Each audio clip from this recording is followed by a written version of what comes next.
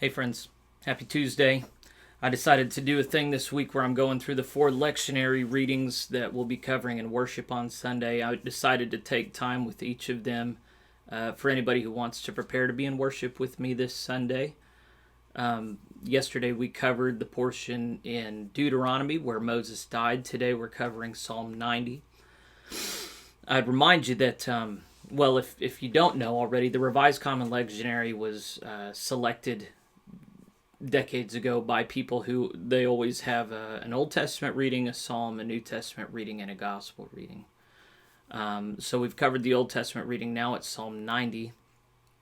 And in worship, we usually use the hymnal. At the back, we have a musical setting for it, and then we read back and forth. The musical portion sounds like this. God, you are my refuge and my strength, a present help in trouble. Now that's a literal quote from Psalm 46, but the very first line of Psalm 90 is, Lord, you have been our dwelling place in all our generations. Before the mountains were brought forth, or ever you had formed the earth and the world, from everlasting to everlasting, you are God. You turn us back to the dust and say, turn back, O mortal ones. For 1,000 years in your sight are but as yesterday when it is past, or as a watch in the night. You sweep them away, they are like a dream, like grass which is renewed in the morning.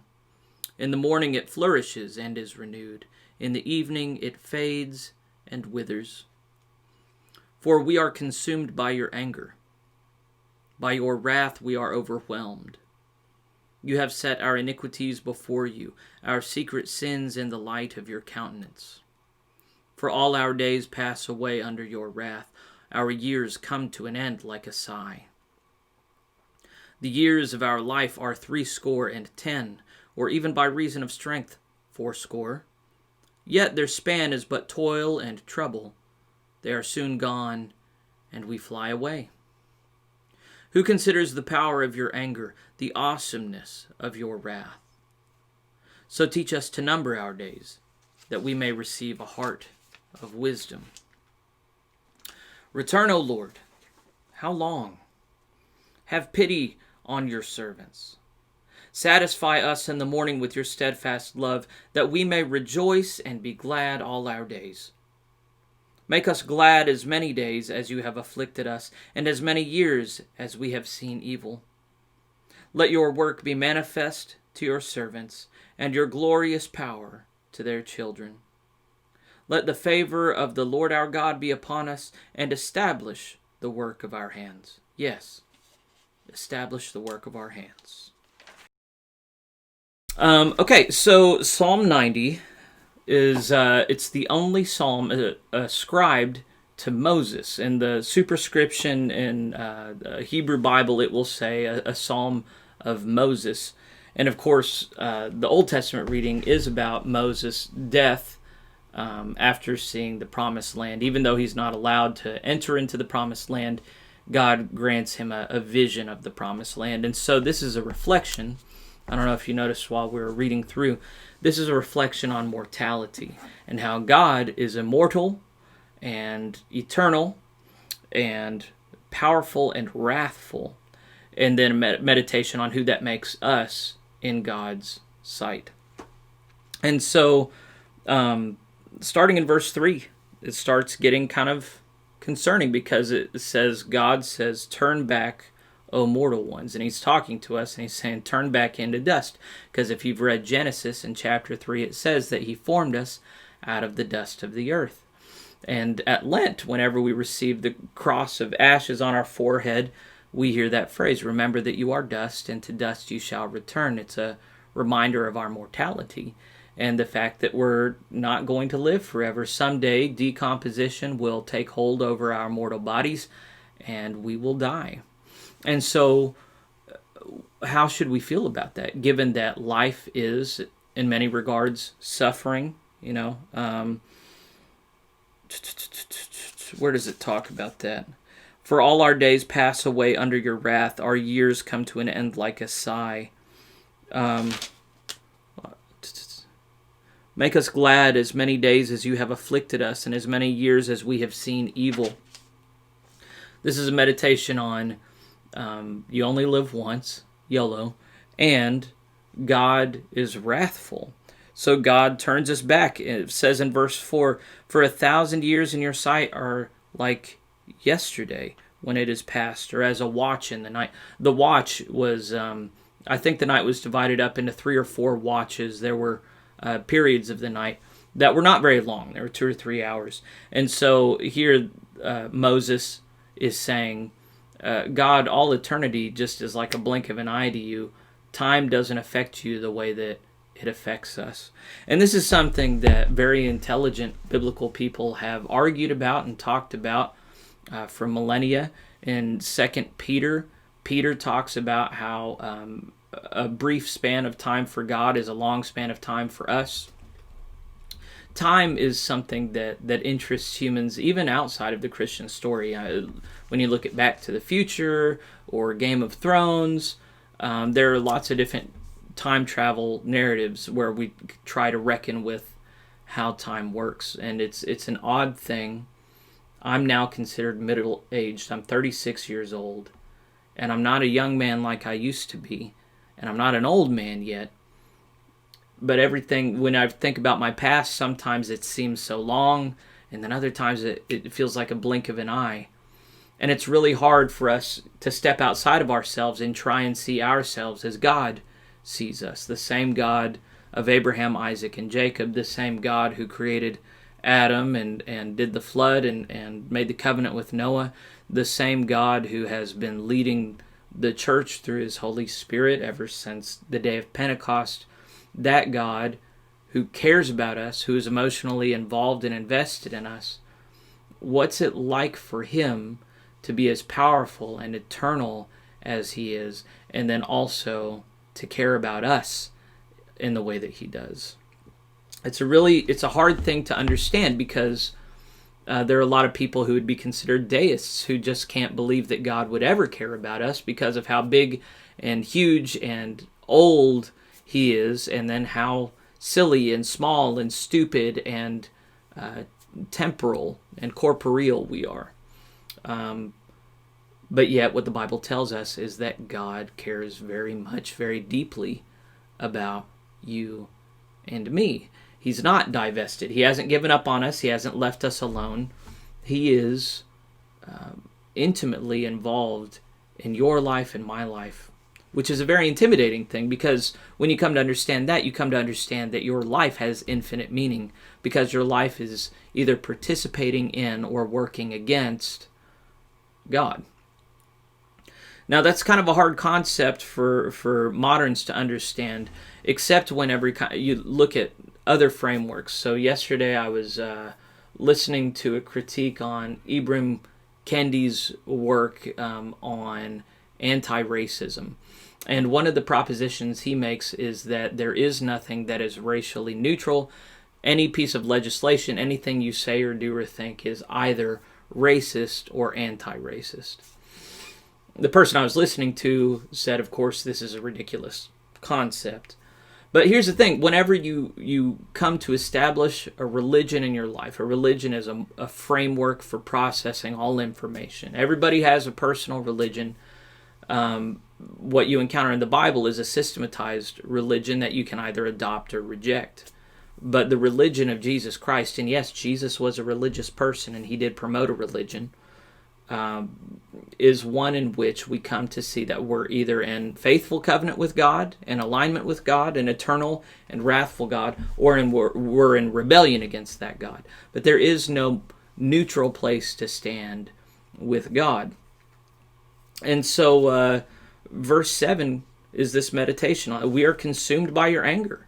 By your wrath, we are overwhelmed. I'm listening to the Bible Project podcast right now, and they're reflecting. They've been reflecting for several episodes now on how God does get angry. And he has a cup of wrath which the nations will drink because they are in rebellion against him. and how wrath is a natural and normal part of any loving relationship. When you love somebody, you get angry with them whenever they rebel against you, whenever they betray you and turn against you. And that's what we are. It says in verse 8 to God, "You have set our iniquities before you, our secret sins in the light of your countenance." Most of us learn to go through our lives happily forgetting that God sees everything and judges everything. And we believe that there are things that we can do in secret that God won't see or judge us for. And this is a reminder that God does judge, and He will judge everything hidden. I had a rare instance last night where a person in one of my churches called and said, "I did something for which I am terribly embarrassed." And he said, "I always thought it was silly, those religious people, with those whips whipping their back, but man, that's all I want to do right now. I'm so embarrassed. I hate that I got caught in this sin. I'm so humiliated." And that's how a human feels when they understand that their sins are laid bare between a just and wrathful God. It says, the years of our, this is verse 9, "For all our days pass away under your wrath. Our years come to an end like a sigh." It's just feeling this tremendous weight of God's judgment upon his shoulders.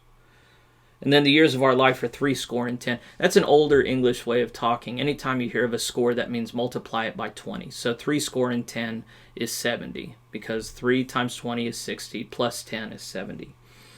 Or even by reason of strength, 40. If you're really healthy, you'll make it to 80. But their span is toil and trouble. They are soon gone, and we fly away. So the notion is that we die. Even if we live 80 years, we're not living forever. We're going to die, and we fly away. And of course, that in its context is read in a disturbing way. Our spirits leave, they go to the realm of the dead, because we're sinners, we're not welcome in God's kingdom. But of course, that language attaches to the Christian song, "One bright morning, when this life is o'er, I'll fly away to a place on God's celestial shore." So Christians read this and they're going, okay, yeah, what's the big deal? Well, the Hebrews didn't have the fulfillment of the promise of salvation. They knew that God cared about them. They knew that God lived forever in his heavenly temple with his host of angels. But they also knew that because we're born in sin, we're enslaved to sin, that we are not worthy of living forever in God's kingdom. So we have this brief time here on earth in contrast to God's eternity. And that time is filled with toil and angst and sorrow, sin, travail, all these bad things. We might have some good moments, but guess what? They're going to come to an end. All good things come to an end. And then at the end, we just fly away. We're like this grass that withers. We fade, we die. And then we're away from God forever. It wasn't until Christ came, who was the fulfillment of the hopes of the Hebrews, and he's the one who liberated us from sin and death, and sends us his Holy Spirit that sanctifies us and makes us worthy of God's kingdom. That's the hope and the promise of Jesus Christ, which is fulfilled by the yearnings here. In verse 12, the best it can come is, "Teach us to number our days that we may receive a heart of wisdom."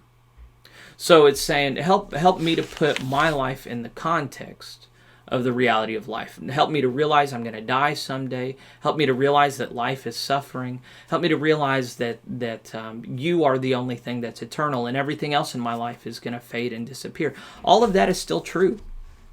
When we put our trust in God, then we have our place in eternity.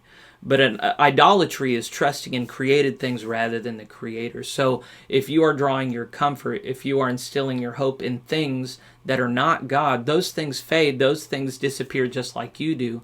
And that means your life is vain, vanity, meaninglessness. The only way to give your life permanence and meaning is to put your trust in the Lord, who made heaven and earth. And that's why in verse 17 it ends saying, "Let the favor of the Lord our God be upon us, and establish the work of our hands." When we're saying establish the work of our hands, it's saying these things that I'm pouring myself into in this life, let them last. Give them eternal significance. I don't want to spend my life working for things that are just going to disappear. And of course, this is something that Paul talks about in his letter to the Corinthians. I forget if it's the first or the second, but it's where he says different elders in the church, they're building, but some are building with fine metals that will last, and some are just building with wood, and it's going to burn away. And all of what they build, what we build, is going to be tested with fire. And so whatever we're building, we should be striving to make sure it lasts. It's not some temporary flash in the pan, but we're building a sure foundation for future generations to benefit from, and for God to be glorified in. And that's why in my ministry, I promote endowment funds. Endowment funds are, of course, a way of investing your money so that you can never touch the money that's invested, but it's constantly producing a benefit for the church. This church has been here for over 100 years. If the endowment had been built up from the beginning, it would be generating, I think, several times what our annual budget is. But because we're often living day to day, and we don't have that eternal vision, we don't have that long-term vision, we often don't establish things that benefit into the future.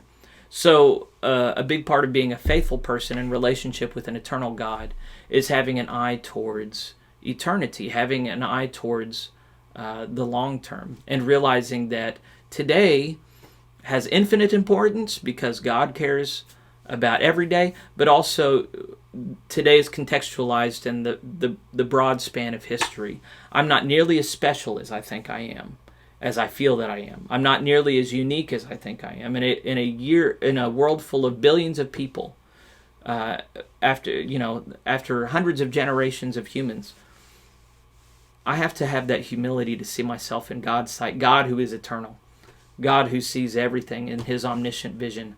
I'm just a small part of that, a significant part of that. But I have to appreciate my role as just a little speck in God's sight. So God is great. We are small. I think that's all my meditations for today. So if you spent your time with me, I'm just really glad you did. This Sunday we'll gather and we'll sing through Psalm 90 together, and hopefully this will be a blessing to you. And I won't preach very long on it at all, but we'll see. The Lord bless you and keep you. I'll see you later.